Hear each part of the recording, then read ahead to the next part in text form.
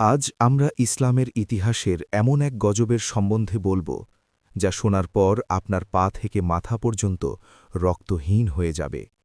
আপনি কি কল্পনা করতে পারেন, এক জাতি এমন এক জঘন্য পাপে লিপ্ত হয়েছিল, যার শাস্তি হিসেবে আল্লাহ আকাশ থেকে পাথর বৃষ্টি নামালে তাদের সেই জনপদকে এক বিকট শব্দের মাধ্যমে মাটি থেকে উপরে তুলে উল্টে দিলে চোখের পলকে সেই শহরের প্রতিটি মানুষ, তাদের ঘরবাড়ি এবং সমস্ত সম্পদ একসাথে ধ্বংস হয়ে গিয়েছে? সেই গজবের করুণ পরিণতি আজও জর্ডান সাগরের তীরে সাক্ষ্য। আজ আমরা জানব সেই অভিশপ্ত জাতি কওমে লূতের ইতিহাস, তাদের পাপের চূড়ান্ত সীমা এবং আল্লাহর গজবের ভয়ানক পরিণতি। কওমে লূত ছিল হজরত ইব্রাহিম আলাহিসাল্লামের ভাগ্নে, হজরত লূত আলাহিসাল্লামের জাতি। এই জাতির আবাসিক স্থল ছিল আধুনিক জর্ডান ও ফিলিস্তিনির মধ্যবর্তী স্থানে, যার প্রধান শহর ছিল সাদম। এই জাতিটা ছিল সম্পদশালী এবং বিলাসবহুল জীবনযাত্রায় অভ্যস্ত। তাদের এই সমৃদ্ধির আড়ালে ছিল এক চরম নৈতিক অধঃপতন। পবিত্র কোরআনের বর্ণনা অনুসারে কওমে লূত এমন এক পাপে লিপ্ত হয়েছিল, যা মানবজাতির ইতিহাসে এর আগে কখনো দেখা যায়নি। তারা নারী পুরুষের স্বাভাবিক সম্পর্ককে উপেক্ষা করে পুরুষে পুরুষে শারীরিক সম্পর্ক স্থাপন করত। এই পাপ তাদের সমাজে এতটাই সাধারণ হয়ে গিয়েছিল যে তারা তা প্রকাশ্যে নির্লজ্জভাবে করত। তারা ছিল অহংকারী, তারা পথিকদের উপর অত্যাচার করত, তাদের ধনসম্পদ লুট করে নিত। কিন্তু তাদের এই অস্বাভাবিক পাপই আল্লাহর ক্রোধকে দ্রুত তাদের দিকে টেনে এনেছিল। এই ঘৃণ্য কাজ তাদের সমাজে এতটাই ছড়িয়ে পড়েছিল যে তারা তাদের এই পাপ নিয়ে গর্ব করত। আল্লাহ তাআলা তাদের এই পাপ থেকে ফিরিয়ে আনার জন্য তাদেরই মাঝ থেকে হজরত লূত আলাহিসাল্লামকে নবী হিসেবে প্রেরণ করলেন। লূত আলাহিসাল্লাম তাদের কাছে গিয়ে সরল ভাষায় আল্লাহর দিকে আহ্বান করলেন। লূত আলাহিসাল্লাম তাদের বারবার অনুরোধ করলেন। তিনি তাদের আল্লাহর ভয় দেখালেন এবং এই পাপ থেকে দ্রুত ফিরে আসার আহ্বান করলেন। কিন্তু কওমে লূত তাদের নবীর কাছে শোনেননি।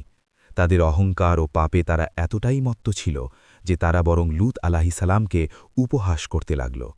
তারা তাকে এবং তার অনুসারীদেরকে বরং পবিত্র লোক বলে তাচ্ছিল্য করত।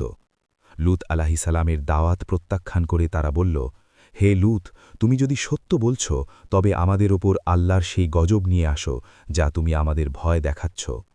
তারা লূত আলাহিসাল্লামকে সমাজ থেকে তাড়িয়ে দেওয়ার হুমকি দিল। তারা বলল, যদি তুমি তোমার এই কাজ থেকে বিরত না হও, তবে আমরা তোমাকে এই শহর থেকে তাড়িয়ে দেব। নবী হিসেবে লূত আলাহিসাল্লাম তখন একা হয়ে গেলেন। তার আপন স্ত্রীও তার প্রতি ঈমান আনেননি। তিনি ছিলেন অনেক কঠিন পরীক্ষার মুখে। তার শহর তাকে প্রত্যাখ্যান করেছে, তার পরিবার তাকে সমর্থন করেনি। তিনি তখন সম্পূর্ণ অসহায় অবস্থায় আল্লাহর কাছে প্রার্থনা করলেন। তিনি আল্লাহকে বললেন, হে আমার রব, এই দুষ্ট জাতির হাত থেকে আমাকে এবং আমার পরিবারকে রক্ষা করো। তিনি আল্লাহর কাছে এই পাপী জাতির ওপর চূড়ান্ত ফয়সালা চাইলেন। তখন আল্লাহ তাআলা তার সেই প্রার্থনা কবুল করলেন। আল্লাহর পক্ষ থেকে ফয়সালা চূড়ান্ত হল। আল্লাহ তাআলা তখন এই অভিশপ্ত জাতির ওপর গজব নাজিল করার জন্য আল্লাহর পক্ষ থেকে ৩ জন ফেরেশতাকে পাঠালেন। তারা মানুষের রূপ ধারণ করে পৃথিবীতে এলেন, কিন্তু তাদের সেই মানব রূপ এতটাই সুদর্শন ছিল যা যে কোনো মানুষকে মুগ্ধ করার জন্য যথেষ্ট ছিল। এই ফেরেশতারা প্রথম এলেন হজরত ইব্রাহিম আলাহিসাল্লামের কাছে। ইব্রাহিম আলাহিসাল্লাম তাদের দেখি সাধারণ অতিথি মনে করে দ্রুত তাদের আতিথেয়তার ব্যবস্থা করলেন এবং একটি ভুনা বাছুর নিয়ে এলেন। কিন্তু অতিথিরা যখন সেই খাবার খেলেন না, তখন ইব্রাহিম আলাহিসাল্লাম কিছুটা ভয় পেলেন। তখন ফেরেশতারা নিজেদের পরিচয় দিলেন এবং 2টি সুসংবাদ দিলেন। একটি ইব্রাহিম আলাহিসাল্লামের সন্তান লাভে, আরেকটি কওমে লূতের ওপর গজব নাজিলের। কওমে লূতের ওপর গজবের কথা শুনে নবী ইব্রাহিম আলাহিসাল্লামের মন কেঁদে উঠল, কারণ তার ভাগ্নে লূত আলাহিসাল্লাম সেই শহরেই ছিলেন। ইব্রাহিম আলাহিসাল্লাম তখন আল্লাহর সেই ফেরেশতাদের সাথে কথা বলতে শুরু করলেন। ইব্রাহিম আলাহিসাল্লাম বললেন, তোমরা কি এই শহর ধ্বংস করে দেবে, অথচ সেখানে লূতও রয়েছেন? তিনি আল্লাহর কাছে মিনতি করলেন, সেই শহরে ভালো মানুষও তো থাকতে পারে, তবুও কি আল্লাহ সেই জনপদ ধ্বংস করে দেবেন? তখন ফেরেশতারা ইব্রাহিম আলাহিসাল্লামকে আশ্বস্ত করলেন, হে ইব্রাহিম, আপনি এই বিষয়ে আমাদের সাথে তর্ক করবেন না। আপনার রবের ফয়সালা চূড়ান্ত হয়ে গেছে। তাদের ওপর এক এমন শাস্তি আসবে যা কোনোভাবেই ফেরানো যাবে না। ফেরেশতারা লূত আলাহিসাল্লামকে রক্ষার সুসংবাদ দিলেন। তারা বলেন, লূত আলাহিসাল্লাম এবং তার পরিবারের সবাই রক্ষা পাবেন, তবে তার স্ত্রী ছাড়া। ফেরেশতারা যখন লূত শহরে থেকে রওনা হলেন, তখন তারা অত্যন্ত সুদর্শন যুবক বা পুরুষ হিসেবেই শহরে প্রবেশ করলেন। শহরের বাইরে লূত আলাহিসাল্লামের কন্যার সাথে দেখা করলেন। কন্যা তাদের সতর্ক করলেন যে এই শহরের মানুষ খুব খারাপ, আপনারা এখানে রাত কাটাবেন না। লূত আলাহিসাল্লামের কন্যা বাড়িতে এসে তার পিতাকে এত সুদর্শন অতিথিদের কথা বললেন। তখন লূত আলাহিসাল্লাম চিন্তায় পড়ে গেলেন। তিনি জানতেন তার জাতি এই সুদর্শন অতিথিদের দেখে তাদের চূড়ান্ত পাপ করতে দ্বিধা করবে না। লূত আলাহিসাল্লাম তখন তার অতিথিদের সাদরে গ্রহণ করলেন। লূত আলাহিসাল্লামের স্ত্রী, যিনি তার স্বামীর ওপর ঈমান আনেননি, তিনি এই জাতির পাপাচারে সহযোগিতা করতেন। লূত আলাহিসাল্লামের স্ত্রী তার স্বামীকে না জানিয়ে সেই অভিশপ্ত জাতির কাছে গিয়ে এই সুদর্শন অতিথিদের কথা বলে দিলেন। এই খবর শুনে কওমে লূতের লোকেরা আনন্দে উন্মত্ত হয়ে উঠল। তারা দ্রুত লূত আলাহিসাল্লামের বাড়ির দিকে ছুটে এলো। তাদের চোখে ছিল চরম কুমজ্জ। তারা লূত আলাহিসাল্লামের বাড়ি ঘেরাও করে ফেলল এবং দরজা ভেঙে ফেলার চেষ্টা করতে লাগল। লূত আলাহিসাল্লাম ঘরের ভিতরে চরম অসহায় অবস্থায় তার অতিথিদের রক্ষার চেষ্টা করছিলেন। তিনি তাদের উদ্দেশ্য করে বললেন, হে আমার জাতি, আল্লাহকে ভয় করো। আমার এই অতিথিদের সামনে আমাকে অপমান করো না। তোমরা কেন নারীদের ছেড়ে পুরুষের কাছে আসো? তোমাদের মধ্যে কি একজনও ভালো মানুষ নেই? কিন্তু তারা লূত আলাহিসাল্লামের কোনো কথাই শুনল না। তারা বলল, তুমি জানো আমরা এখানে কেন এসেছি? তুমি কি চাও না যে আমরা তাদের সাথে সেই নোংরা কাজ করি? লূত আলাহিসাল্লাম তখন চূড়ান্তভাবে হতাশ হয়ে গেলেন। তিনি তখন বললেন, হায়, যদি তোমাদের বিরুদ্ধে আমার কোনো শক্তি থাকত, অথবা আমি কোনো শক্তিশালী দলের আশ্রয় পেতাম। ঠিক সেই মুহূর্তে ঘরের ভেতরের অতিথিরা লূত আলাহিসাল্লামকে সাহস যোগালেন। অতিথিরা তখন লূত আলাহিসাল্লামকে বললেন, হে লূত, আমরা আপনার রবের পক্ষ থেকে প্রেরিত দূত। এরা কখনোই আপনার কাছে পৌঁছতে পারবে না। ফেরেশতাদের এই কথা শুনে লূত আলাহিসাল্লাম কিছুটা শান্ত হলেন। কিন্তু কওমে লূতের লোকেরা তখনও বাইরে চিৎকার করছিল এবং দরজা ভেঙে ফেলার চেষ্টা করছিল। তখন আল্লাহর নির্দেশে ফেরেশতারা অলৌকিক কাজ করলেন। তারা তাদের হাতের ইশারা বা একটি ফুৎকারের মাধ্যমে বাইরে থাকা সেই পাপী জাতির চোখ অন্ধ করে দিলেন। মুহূর্তের মধ্যে সমস্ত মানুষ অন্ধ হয়ে গেল।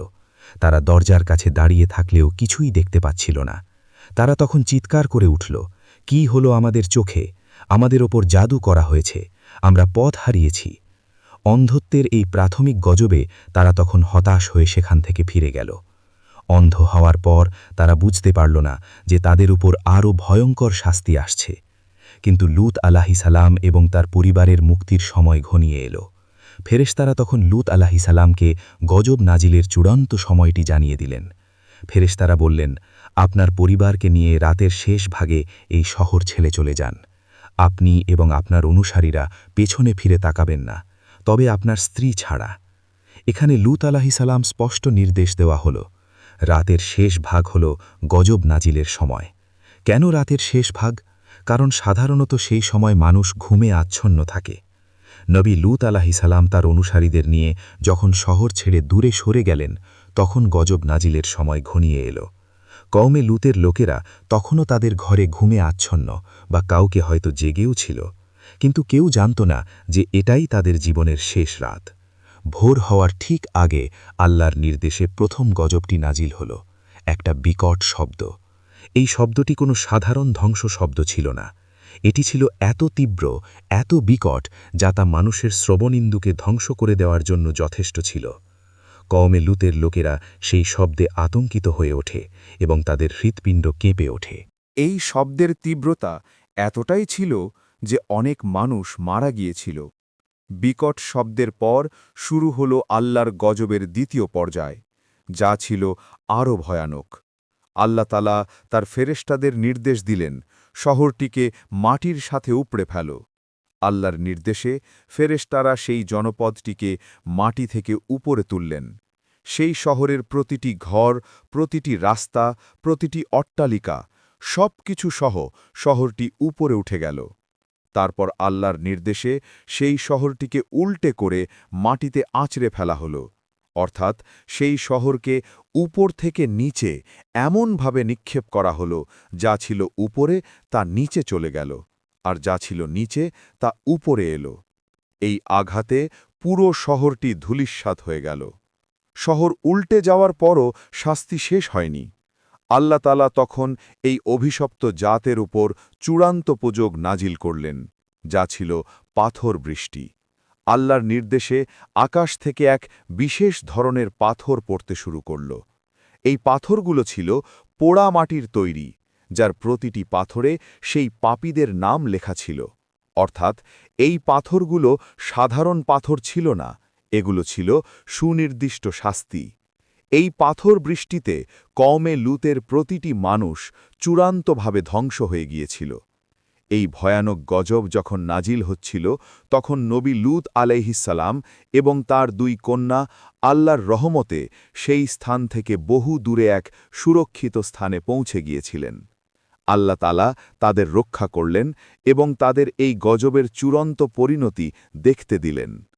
কওমে লূতের উপর আল্লাহর গজব নাজিল হওয়ার পর সেই জনপদ মুহূর্তের মধ্যে পৃথিবীর মুখ থেকে নিশ্চিহ্ন হয়ে গিয়েছে। কিন্তু আল্লাহ তাআলা এই গজবের এমন এক চিহ্ন পৃথিবীতে রেখে গেছেন, যা আজও সেই জাতির ভয়াবহ পরিণতি এবং আল্লাহর ক্রোধের সাক্ষ্য বহন করে। কওমে লূতের শহর সাধুম ধ্বংস হওয়ার পর সেই স্থানটি একটি বিশাল জলাশয়ে পরিণত হয়, যা বর্তমানে মৃত সাগর নামে পরিচিত। মৃত সাগরটি জর্ডান ও ইসরায়েলের সীমানায় অবস্থিত। এই মৃত সাগরের বিশেষত্ব কি? প্রথমত, এটি পৃথিবীর পৃষ্ঠ থেকে সবচেয়ে নিচে অবস্থিত স্থান। এই নিম্ন অবস্থান শহরগুলো উল্টে যাওয়ার ঘটনার দিকে ইঙ্গিত করে।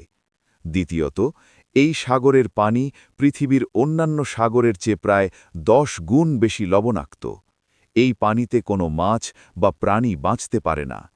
এই লবণাক্ততা এবং প্রাণহীনতা যেন সেই গজবের এক চিরন্তন চিহ্ন। কওমে লূতের গজবের আরেকটি গুরুত্বপূর্ণ চিহ্ন হল লূত আলাইহিসসালামের স্ত্রীর করুণ পরিণতি। তিনি পাথরের মূর্তিতে পরিণত হয়েছিলেন। ইতিহাসবিদরা মনে করেন মৃত সাগরের কাছে আজও একটি লবণের স্তম্ভ বিদ্যমান। লূত আলাইহিসসালামের করুণ পরিণতির প্রতীক হিসাবে দাঁড়িয়ে আছে এইটি। মানুষকে স্মরণ করিয়ে দেয়, আল্লাহর বিধানের সীমা লঙ্ঘন করলে কেউ ক্ষমা পাবে না, এমনকি নবীর স্ত্রীও হলেও না। কওমে লূতের এই গজবের গল্প কুরআনের বারবার উল্লেখ করেছেন। এর কারণ কি? কারণ হল রসূলুল্লাহ সাল্লাল্লাহু আলাইহি ওয়াসাল্লাম ভবিষ্যৎবাণী করে গেছেন যে ভবিষ্যতে কেয়ামতের কাছাকাছি সময় এই পাপ অর্থাৎ সমকামিতা আবার সমাজে ব্যাপকভাবে ছড়িয়ে পড়বে। রসূলুল্লাহ সাল্লাল্লাহু আলাইহি ওয়াসাল্লাম এই ধরনের পাপ থেকে উম্মতকে কঠিনভাবে সাবধান করেছেন। তিনি বলেছেন, আমার উম্মতের মধ্যে একদল লোক আসবে যারা লূতের জাতির কাজ করবে। তিনি এমন কঠিন ভবিষ্যৎবাণীও করেছেন যে যদি এই পাপ সমাজে ছড়িয়ে পড়ে, তাহলে এই জাতির ওপর অতীতের জাতিগুলোর মতো শাস্তি নাজিল হতে পারে। এই কারণে কওমে লূতের গজবের গল্প শুধু ইতিহাসের অংশ নয়, এটি আমাদের জন্য একটি চূড়ান্ত ভবিষ্যৎবাণী। এটি আমাদের স্মরণ করিয়ে দেয়, ব্যক্তিগত স্বাধীনতা বলে কোনো কিছু নেই, যা আল্লাহর দেওয়া নৈতিক সীমার বাইরে। আসুন আমরা সকলে প্রতি মুহূর্তে আল্লাহর কাছে দোয়া করি যেন তিনি আমাদের এবং আমাদের সমাজকে এই ভয়ানক পাপ এবং এর গজব থেকে রক্ষা করেন। আমরা যেন সর্বদা পবিত্র ও সরল পথে থাকি। আল্লাহ আমাদের সকলকে তার রহমতের ছায়ায় স্থান দিন। আমিন। আপনি যদি এই ভিডিও থেকে সামান্যতম উপকৃত হয়ে থাকেন এবং এই বার্তাটি অন্যদের কাছে পৌঁছে দিতে চান, তবে অবশ্যই আমাদের এই প্রচেষ্টাকে সমর্থন করুন। এই ভিডিওটি আপনার সকল প্রিয়জন, বন্ধু এবং পরিবারের সাথে শেয়ার করুন।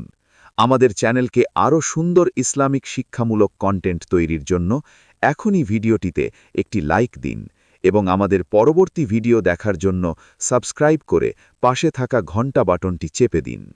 আল্লাহ আমাদের সকলকে তৌফিক দান করুন। আসসালামু আলাইকুম ওয়া রাহমাতুল্লাহ।